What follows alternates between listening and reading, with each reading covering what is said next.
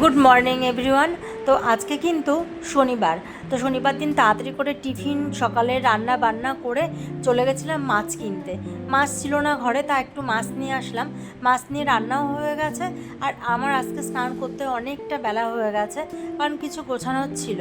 আর চাদরগুলো ভাবছি আগামী দিন পাল্টে নেব।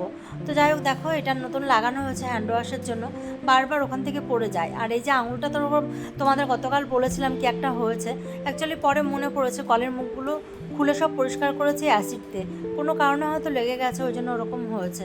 তো মেয়েকে পড়তে দিয়ে এসে দেখো এই যে মিনিটা এখানে রয়েছে, তোমাদেরকে একটু শেয়ার করলাম। আর আজকে জুতোর সেলফটাও পরিষ্কার করেছি। আর আসার সময় একটু মুড়ি মাখা কিনে নিয়ে এসেছি, নরম হয়ে গেছিলো কিন্তু ভালো লাগছিলো। আর আমাদের কালী পুজোর মিটিং চলছে, সেটা তোমাদের সাথে একটু শেয়ার করলাম। তো এখানে তো খুব বৃষ্টি হচ্ছে, মহলার থেকে মোটামুটি বৃষ্টি শুরু হয়ে গেছে। আর বাজারগুলো তোমাদের এখনও দেখানো হলো না, অবশ্যই দেখাবো। আজকের মতন tata, bye bye, good night.